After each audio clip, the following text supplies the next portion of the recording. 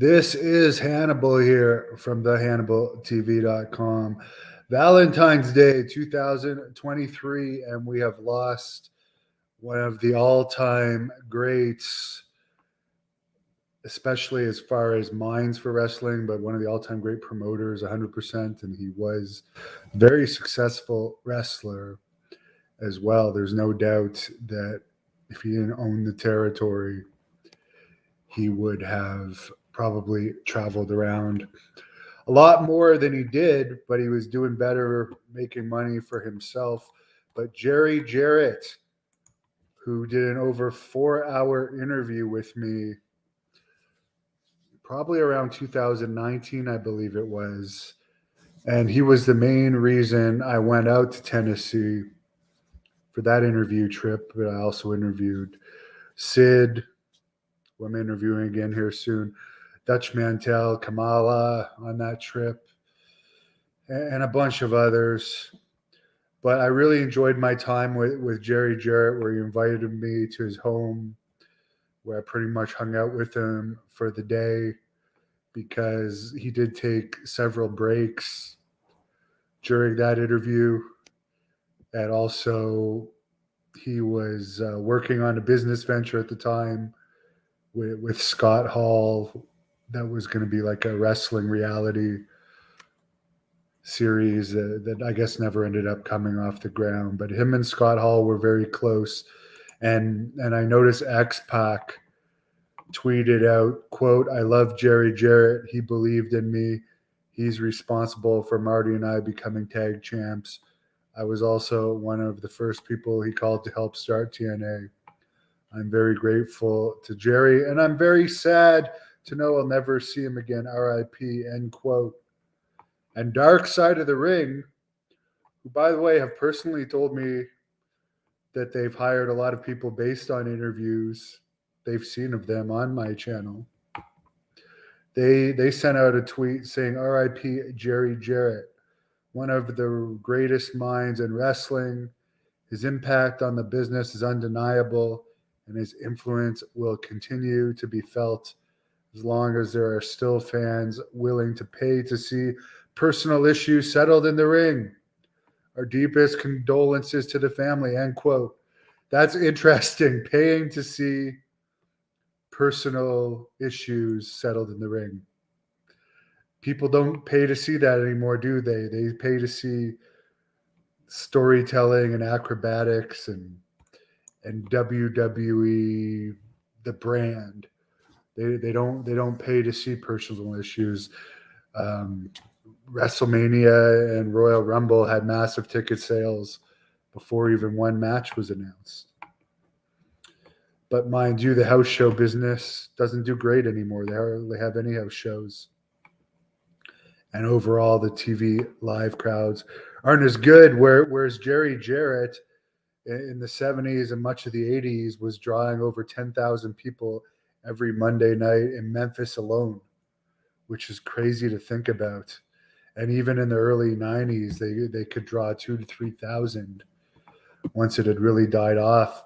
Memphis was the last real territory to survive other than Puerto Rico, which isn't the mainland United States. Thank you for the tip, Mike. I appreciate it. Hello, Al.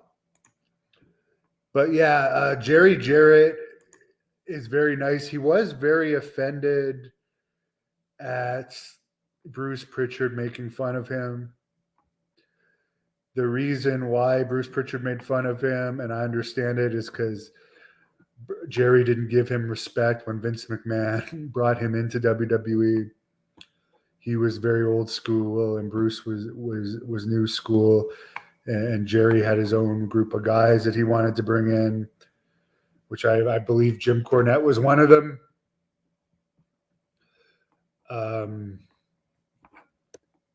And yeah, that was the clash there, because many people have confirmed that if Vince had to go to jail for the steroid trial, Jarrett was going to be put as the guy running WWE. But that obviously didn't have to happen. But people such as J.J. Dillon, who was head of WWE Talent Relations at that time, has confirmed it. Ric Flair also hated Jerry Jarrett, as Jerry Jarrett talks about in my 4-hour shoot interview with him, because Jerry canceled him once, and another time, I guess Ric Flair had an issue with wrestling Coco Beware. Bill Dundee says it was because there was some race-related thing, and Jerry didn't go that much into it, other than to say he held a grudge towards Jerry forever. And Jerry Jarrett hated Dixie Carter with a passion, and even stopped talking to his son, Jeff, for numerous years over Jeff convincing him to invest in TNA, which he admits was always a money loser. And Dave Meltzer has even put out there that he doesn't even think Impact has ever made money under any of its incarnations in all the years of its existence. I heard that 2 or 3 years ago. They've downsized so much. I don't know if that's still the truth, but it's funny. I did also notice Impact put out some statements, and that's very respectful, but he would not like the current stuff on Impact. I can tell you that. I can definitely tell you that. I saw one of his last interviews, maybe his last interview, where he said he hasn't endorsed a wrestling company in the past 20 years. And I don't think he would like the joke that Impact has become with Tessa Blanchard being the men's champion. It's only gotten less popular and worse since then. But I don't want to digress on that too much. Very nice guy. Happy to give me all the time in the world for interviews, where some people will like look at their watches and make it very clear. Listen, you got an hour, you got half an hour, you got an hour and a half. He was very relaxed about it. I do remember the funny thing where I know Bruce makes fun of him for the chicken salad, but his wife's name was Deborah, who was actually Eddie Marlin's daughter. And I remember him numerous times because we actually did that interview. He has a very large house. There's a little large pond in the back, plus he's got a pool, a huge barbecue area. He actually gave a house tour to me too, which is on the Hannibal TV if you look up Jerry Jarrett house tour. But we did the interview on the second level, and he did not move around well. So it was funny. Like, whenever he needed something, he'd just be like, Deborah,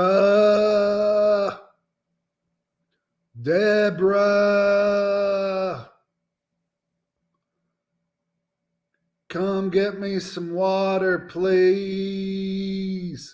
And it's hilarious. He does it so because he talks so slow and stuff. But I found it funny. Maybe if Bruce Pritchard had to deal with that in the office every day and wasn't treated with respect, I could understand. I know Steve Austin didn't like his Memphis pay. And actually, in the interview I did with Jerry Jarrett, he didn't speak highly of Steve Austin. But I know by the time Austin was doing it, it was USWA where Jarrett was running Memphis and had taken over World Class, which, by the way, he does not speak very highly of World Class or the Von Erichs. I'm neutral towards the Von Erichs. Actually, I'm a fan of them, but I didn't deal with them personally like that. The only ones I've dealt with, I've been friendly with, but this is long past there. But he wasn't making a lot of money in those days where it was USWA. It wasn't like it was the glory years anymore. And they were traveling back and forth from like Tennessee to Texas. So I can understand why the pay wouldn't have been great in those days. But luckily for Austin, he was picked up by WCW very short in his career. But so many legends came from Memphis. We like literally a who's who came from Memphis, and he invented the scaffold match.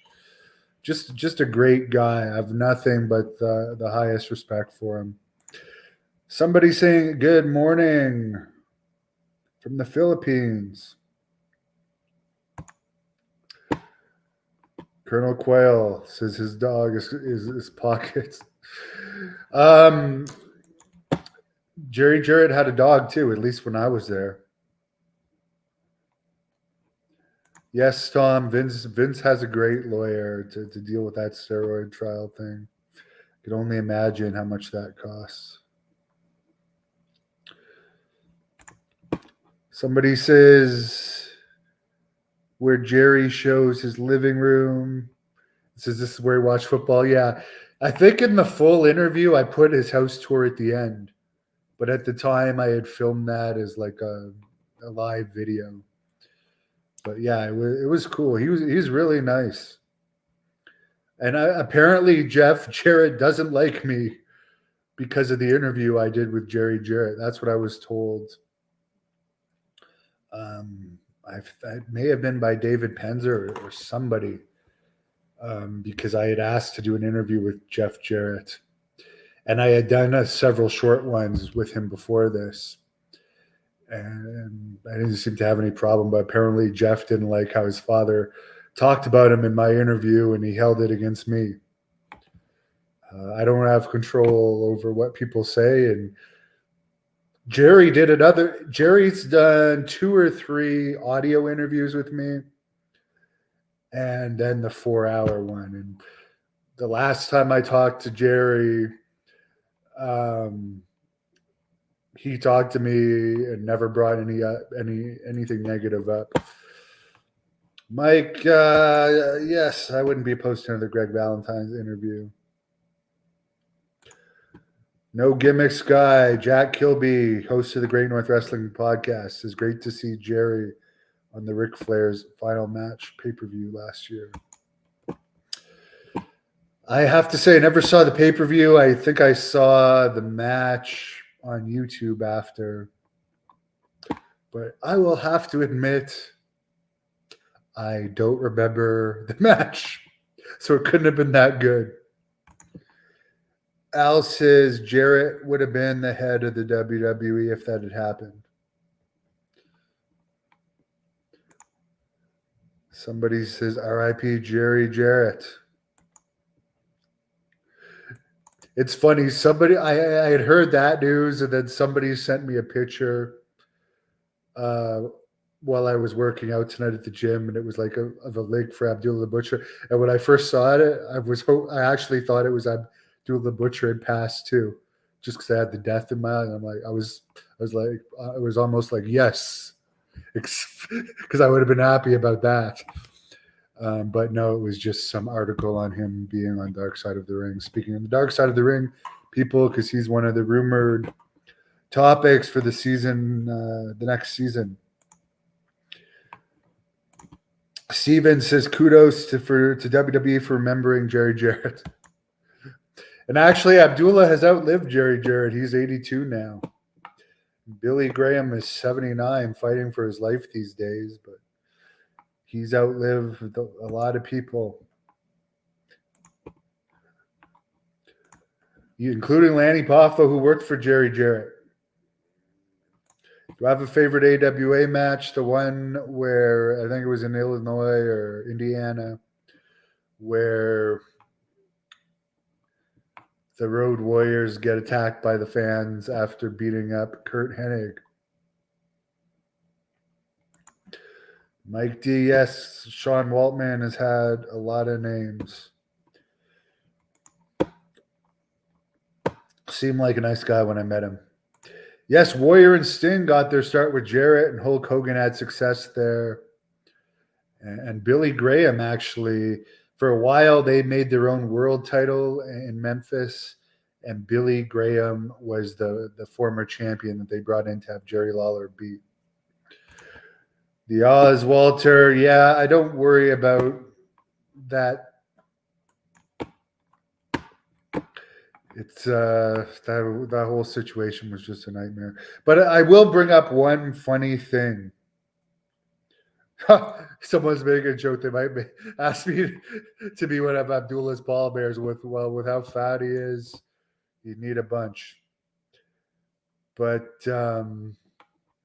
yeah, for the thing. Now I've lost my train of thought thinking about that. Damn it! It was something interesting. Oh well, I'll have to say it on a future episode. Yes, Ivan, Jarrett bought World Class Championship Wrestling. And Eric Embry was one of the big stars for Jerry Jarrett, who I've had on this channel a bunch of times, and I really like Eric Embry. And yes, Tom, that whole Andy Kaufman thing happened under Jerry Jarrett. Al Superstar was in Memphis right after he lost the WWE title. Well, they knew how to book hot wrestlers, didn't they? He's a great guy. And speaking of 80, he'll even say the reason he got out of TNA was because he had a massive heart attack and he was going to die. They actually told him if he had any more stress, he was going to die because they were losing money and he was having to deal with Jeff Jarrett and Dixie Carter and Vince Russo. We did not like Vince Russo either. And then he wanted out and Jeff Jarrett wanted him to stay in. And Jerry was like, I'm going to die if I stay in. I can't have any more stress. So he probably made a good call there because he lived quite a bit longer. Ronan Carson says Bret Hart said Jerry's territory created the best heels. Oh, yeah. You know what? Let's talk about Gary Hart's heat with Jerry Jarrett. Jerry denied this story. I did ask Jerry Jarrett about that in the interview. But there's an audio book of Gary Hart on YouTube, and I have listened to it. And I have to say, Gary Hart puts himself over like just a massive amount in this audiobook. It's too much, to be honest. I've read a lot of wrestling book, like a lot, and I like biographies in general. So I've read a lot of people biographies, and I have to say Gary Hart's like puts himself over to a nauseating extent. And it seems like he takes no responsibility for any mistakes either. So I don't know. I wouldn't fully believe Gary Hart on that one. Listen to Jerry Jarrett's side of it in my interview. And you know what? I've been working on a book for a while. And when mine comes out, it's going to be a lot more neutral than that. Jeremy says he appreciated me and my knowledge of the older years of wrestling. He enjoys the live feeds. Well, thank you. Oh, and this is what I was going to say. It came back to me now. The haters of me will say when they talk about me, he's the hepatitis C wrestler, blah blah blah. Speaking of Abdullah the Butcher. And they'll act, especially my competition will act like I'm still only known for the Hep C or any of my controversial stuff. But in reality, I'm actually best known for being an interviewer. And so many people have passed now, and I've done the most extensive interviews with them of their careers, like this Jerry Jarrett one, for an example. But like, whether people like me or hate me, I will have always cemented a place in wrestling history just on having the last interviews with numerous legends that will be around forever. So I'm very satisfied with that. And I don't consider myself a failed wrestler. I've wrestled so many legends and Hall of Famers that I grew up idolizing. And not only have I wrestled with them, I've worked with them. Yeah, I never wrestled with Jeff Jarrett, but he worked for me before in Great North Wrestling. I've worked with so many of the wrestlers I grew up idolizing. So it's very satisfying.